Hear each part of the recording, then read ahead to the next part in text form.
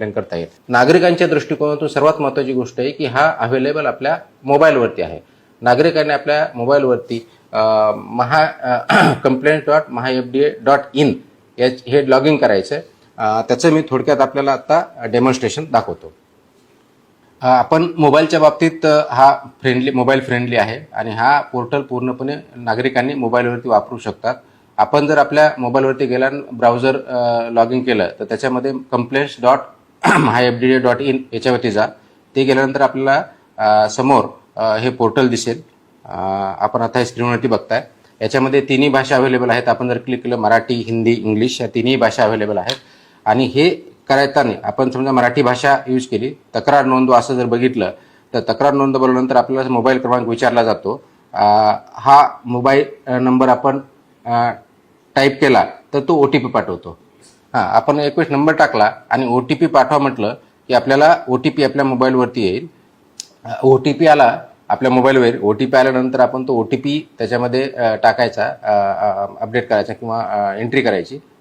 ते केल्यानंतर आपल्याला समोर हे स्क्रीन दिसेल आणि स्क्रीन दिसल्यानंतर मग आपल्याला विचारते की जिल्हा कोणता आहे. आपण समजा पुणे जिल्हा घेतला आणि त्याच्यासमोरच आपल्याला लवकर कारवाईसाठी हे नमूद करा हे वाक्य येईल किंवा त्याच्यामध्ये माहिती येईल. तर ते वाचा, नेमके काय चुकते, भेसळ बाबतीत आहे का, एक्सपायरच्या बाबतीत आहे, बाहेरची वस्तू आहे किंवा आजार झाला आहे, दुकान आहे का, ब्रँड आहे का, व्यक्तीचं नाव आहे वगैरे वगैरे आपण डिटेल्स याच्यामध्ये दिसतात.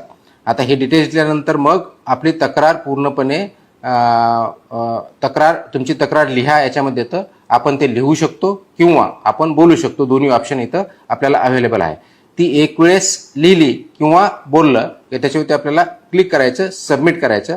सबमिट झाल्यानंतर आपल्याला तुमचं लोकेशन विचारतं. लोकेशन क्लिक केलं की आपण ज्या ठिकाणी आहोत ते लोकेशन येईल. ते मॅन्डेटरी आहे कारण आपण कंप्लेंट करताना कुठून करता हे आम्हाला माहिती असणं अपेक्षित आहे.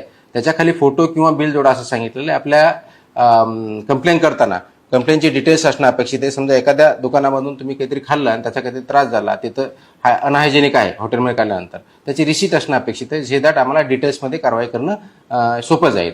किंवा एखाद्या मेडिकलमधून परचेस केलं, तो प्रॉडक्ट कोणता त्याचा फोटो, कारण त्याचा बॅच नंबर वगैरे आम्हाला बघावा लागतो, त्याची रिसीट म्हणजे आपल्याला ती कारवाई करता येईल. हे केल्यानंतर आपण पुढे जा म्हणून ते सबमिट केल्यानंतर आपल्याला हे दिसतंय की आता ही अन्न किंवा औषधाची खात्री आहे की नाही करतायत. आता ही जर कंप्लेंट आपण चुकीच्या पद्धतीने दाखल करण्यापूर्वी खालील गोष्टी करायच्या याच्यामध्ये माहिती दिसते. आणि हे केल्यानंतर मी 18 वर्षावरची आहे, खात्री करा आणि ह्याच्यामध्ये तक्रार दाखल करा असं येतं. आता समजा बऱ्याच वेळेस असं होतं की काही लोक मुद्दाम होऊन आमच्या विभागाशी किंवा FDAशी संबंधित नसतानाही तक्रार करतात की माझ्या एरियामध्ये मॉस्किटो झालेले आहेत. तर अशी जर तक्रार आली आणि ह्याच्यात करण्याचा प्रयत्न केला तर ते ॲक्सेप्ट करणार नाही. तुम्हाला त्याच्यावरती मेसेज येईल की ही FDAशी संबंधित नाही, आपण संबंधित विभाग किंवा कॉर्पोरेशन याची संपर्क साधा. ही पण माहिती याच्यावरती आपल्याला बघता येईल. आणि असं आपण पूर्णपणे कंप्लेंट केल्यानंतर मग आपल्याला बघायचं की ह्या तक्रारीचं काय झालं, तर या तक्रारीचा मागोवा घ्या असं त्याच्यात म्हटलेलं आहे.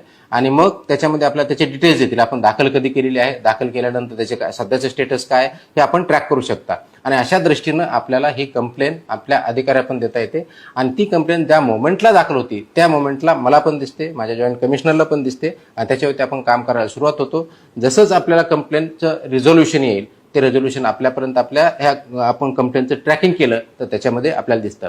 प्रत्येक कंप्लेंटला आपण एक युनिक नंबर दिला. आता समजा फॉर एक्झाम्पल आम्ही जी कंप्लेंट केली त्याच्यामध्ये FDA महाराष्ट्र आहे, 2026 आहे आणि ही 3ऱ्या नंबरची क्रमांक त्याला 000003 हा नंबर आलेला आहे. म्हणजे आपल्या काही एक युनिक नंबर असेल तो आम्हाला आमचे अधिकारी बघतील, ट्रॅकिंग करतील आणि त्याच्यावरती आपण याच्यावरती काम करतोय. आपल्यासमोर हा डॅशबोर्ड आहे, तो मी दाखवत आहे.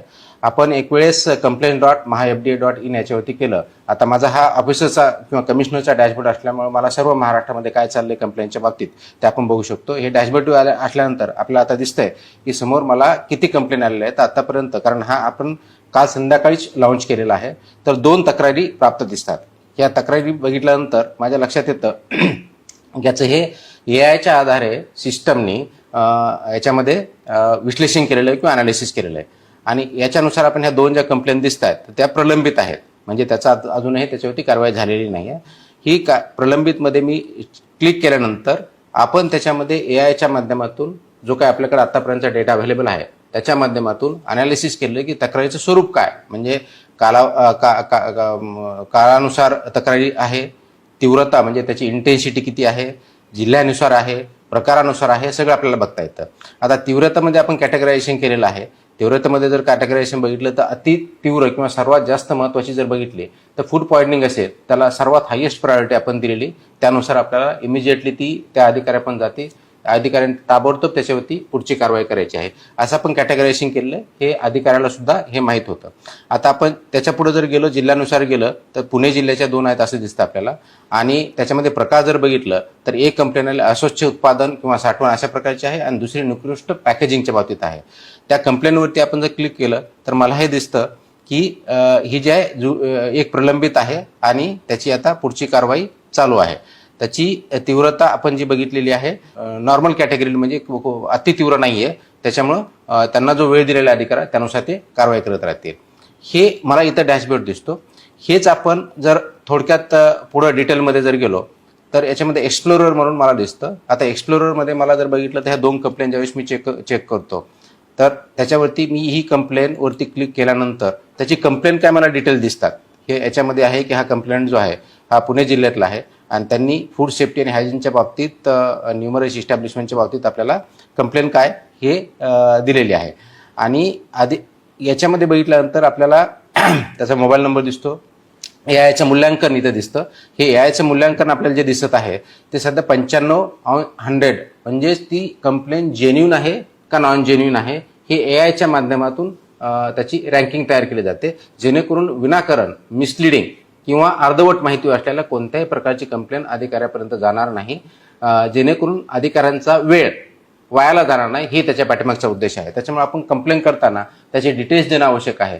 ही कंप्लेंट कोणत्या समजा हॉटेलमधली असेल तर हॉटेलमध्ये आहे, एक्झॅक्टली काय कंप्लेंट आहे, आणि त्याच्याबद्दल काय आपल्याकडे फोटो किंवा रिसीट हा पुरावा आपण त्याचा सादर केला तर अधिकाऱ्यांना त्याच्यावरती वेळेत आणि चांगल्या प्रकारे कारवाई करणं शक्य होतं.